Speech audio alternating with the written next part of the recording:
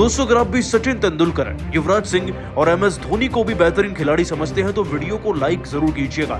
दोस्तों सालों बाद मैदान में उतरकर सचिन तेंदुलकर, युवराज सिंह से लेकर यूसुफ पठान और इरफान पठान ने अपने खतरनाक गेंदबाजी और बल्लेबाजी से पूरी दुनिया को दहला के रख दिया। आखिरकार किस मुकाबले में कैसे कैसे इन खिलाड़ियों ने चौके व छक्कों की बारिश करी और विकेट्स भी लिए। इनके इस रोमांचक मुकाबले की पूरी हाइलाइट्स का वीडियो आपको दिखाएंगे, लेकिन उससे पहले आप सभी का क्या मानना है, सचिन और धोनी में एक महान कप्तान कौन है, नीचे कमेंट करके बताना बिल्कुल नहीं भूलिएगा।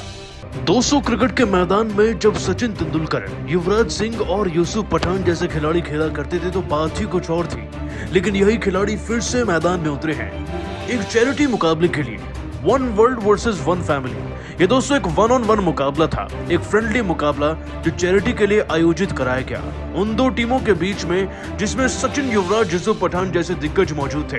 और दोस्तों इस मुकाबले में पहले बल्लेबाजी कर रही थी वन फैमिली की टीम। आपको बता दें कि इस टीम के कप्तान और कोई नहीं बल्कि युवराज सिंह थे। युवराज की टीम की तरफ से दोस्तों पहले बल्लेबाजी करते हुए ओपनर बल्लेबाज मैडी ने 41 गेंदों में 51 रन जड़े।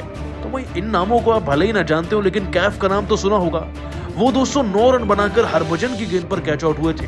बीच में कोई कुछ खास नहीं कर पाया, लेकिन तब मैदान में कदम रखा यूसुफ पठान ने। दिया दोस्तों, आज यूसुफ पठान ने वाकई में ऐसा कुछ कर दिखाया है कि हर कोई सोच रहा है कि इन्हें तो IPL में खिलाना चाहिए। दोस्तों यूसुफ ने 24 गेंदों के अंदर 38 रन की पारी खेली, जिसमें 4 छक्के, 1 चौका मौजूद था। इनफैक्ट युवराज सिंह खुद ब खुद 10 गेंदों में 2 चौके 2 छक्के जड़कर 23 रन बनाकर गए 230 के स्ट्राइक रेट से।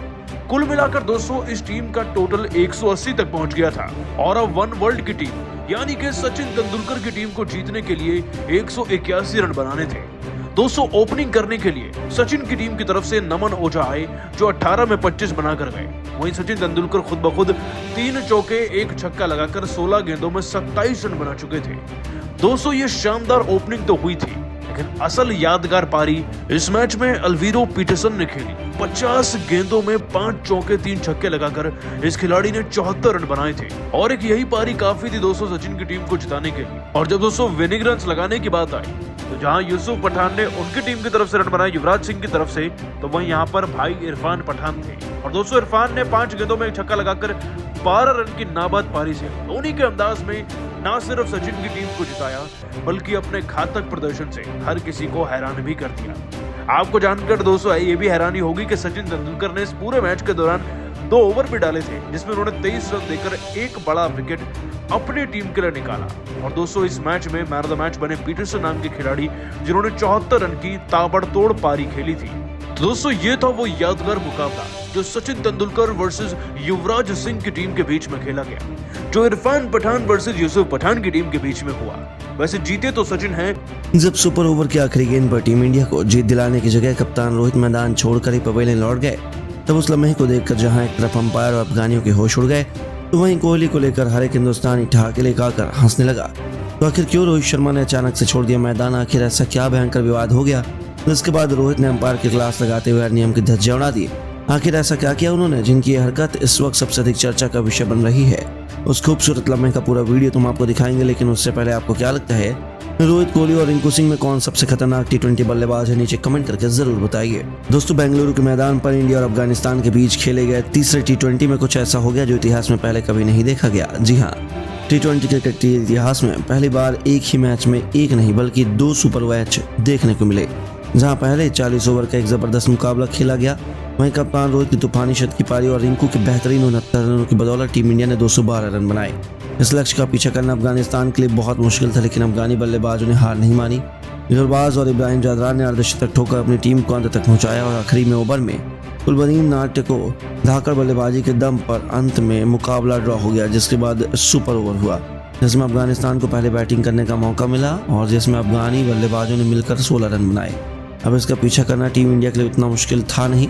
अपनी टीम को जीत दिलाने के लिए रोहित और यशस्वी की जोड़ी मैदान में कदम रख चुकी थी और पहले 2 गेंदों पर रोहित और यशस्वी केवल 2 रन ले पाए थे। लगा था कि हम मैच में हार जाएंगे, लेकिन अभी रोहित का असली जलवा बाकी था। उन्होंने अगली 2 गेंदों पर एक के बाद एक 2 जबरदस्त छक्के लगाकर मुकाबले में टीम इंडिया की जीत सुनिश्चित कर दी। हालांकि 5वीं गेंद पर केवल 1 रन ले पाए और आखिरी गेंद पर 2 रन चाहिए थे।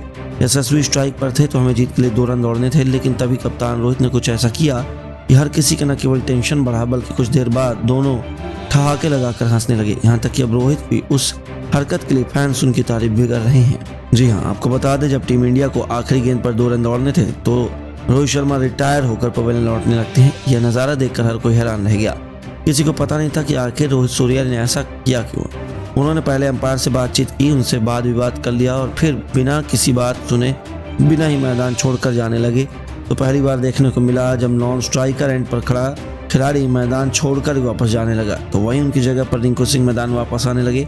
इस नज़ारे ने अंपायर से लेकर अफगानी खेमे के होश उड़ा दिए। उन्हें तो समझ में नहीं आ रहा था कि मैदान में क्या हो रहा है। जी हाँ, देखते ही देखते पल भर में रोहित की जगह रिंकू सिंह जाकर नॉन स्ट्राइकर एंड पर खड़े हो गए। रोहित ने जो किया उस पर विराट कोहली से लेकर पूरा भारतीय खेमा हंसी लगा करके ठहाके लगा रहा था और सभी कुछ हंस रहे थे। कुछ समझ में नहीं आ रहा था कि आखिर रोहित ने ऐसा क्यों किया है। लेकिन जहां तक सभी का मानना था कि आखिरी गेंद पर क्योंकि 2 रन दौड़ पाने की वजह से रोहित शर्मा ने खुद को रिटायर करने का फैसला किया, जो नियमों के हिसाब से बिल्कुल सही था।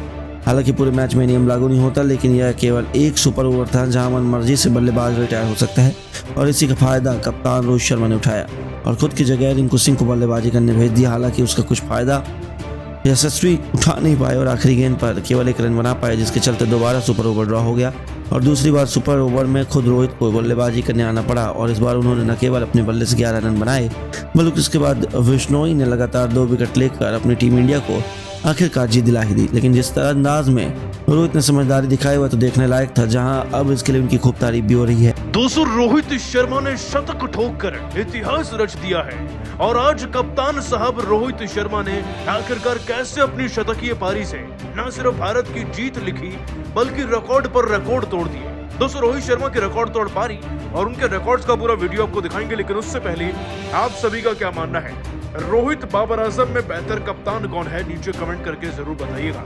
दोस्तों, सीरीज जीतकर भी भारतीय क्रिकेट टीम तीसरे T20 मैच को जीतने के लिए सीरीज को 3-0 से अपने नाम करने के लिए मैदान में उतर चुकी है। जैसा कि आप सभी जानते हैं कि भारत और अफगानिस्तान की टीम के बीच में 3 मैचों की T20 सीरीज खेली गई थी, जिसके 2 मैच हम जीत चुके थे, लेकिन तीसरा मुकाबला आज बेंगलोर के फेमस एम चिन्नस्वामी स्टेडियम में खेला गया।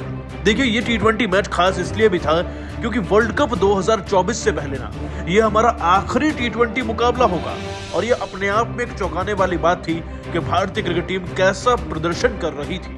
दोस्तों, रोहित ने टॉस जीता, टॉस जीतकर अपनी टीम के लिए पहले चुनी बल्लेबाजी।